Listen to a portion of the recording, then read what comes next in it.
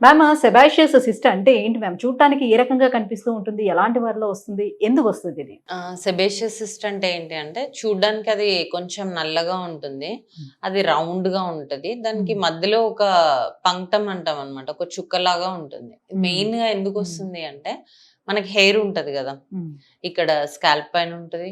Front of the chest and back of the chest ఉంటుంది. Hands పైన హ్మ్. Hair ఉన్న దగ్గర సెబేషియస్ గ్లాండ్స్ అని ఉంటాయి. ఓకే. జనరల్‌గా ఈ సెబేషియస్ గ్లాండ్స్ ఏం చేస్తాయి అంటే, సీబమ్‌ని ప్రొడ్యూస్ చేస్తాయి. ఓకే. ఆ సీబమ్‌ని ప్రొడ్యూస్ చేయడం వల్లే మన స్కిన్ ఆయిలీ లుక్ అనేదొస్తది. అంటే మాయిశ్చర్ మెయింటైన్ అవుతూ ఉంటుంది. హ్మ్.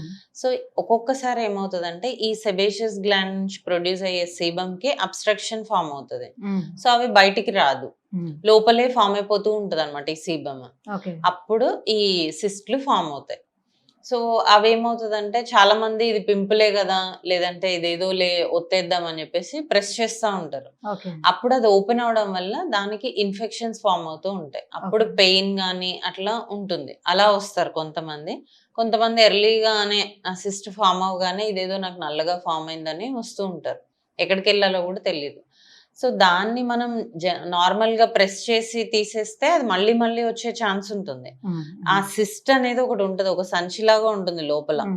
ఒక బ్యాగ్‌లాగా ఉంటది. దాంట్లో ఈ sebum అంతా ఉంటదనమాట. మనం మొత్తం ఆ సిస్ట్‌ని తీసేస్తేనే అది మళ్ళీ రిపీట్ అవ్వకుండా ఉంటది.